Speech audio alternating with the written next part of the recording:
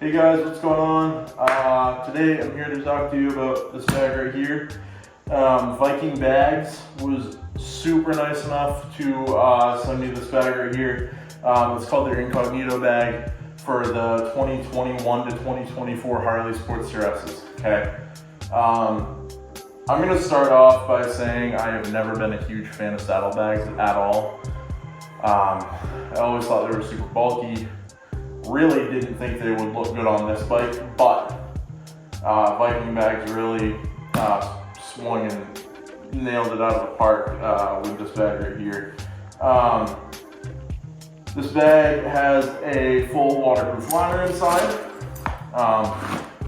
Super easy to take out, just unvelcro it.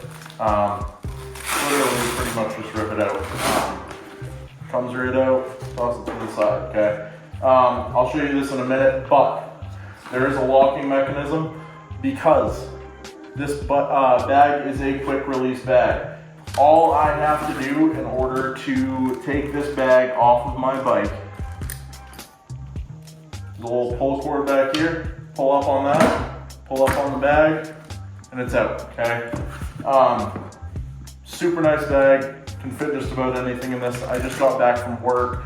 I had a dress shirt in there because I didn't want to ride with it on the way back. I had my jacket liner, I had my sunglasses, I had a water bottle, I had a rag to wash my seat off because I went to the car wash.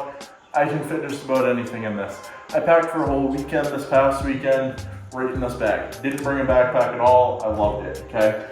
And the great thing about it is I don't have to carry a suitcase, I don't have to carry a backpack, nothing, because when I get to where I'm going, I can just use this as my luggage, okay? Moving on to the bracket itself. The bracket is super quick and easy to install. It's 2 bolts. There's one coming up through here, and then there's one right here in front of this passenger foot peg bracket. In order to install this, on my bike it's a little bit more of a pain just because I have the passenger seat and I have the backrest on here. Not many people do. So in order to install this, you got to take the driver's seat off, which is literally just inserting the key into this little hole right here, twisting it, and it pops right off. Then a couple bolts up to the bottom to hold the backrest and the driver's seat on, the passenger seat on, and the tail light on. Once you remove all that, you just got to pull 2 bolts for this fender right here.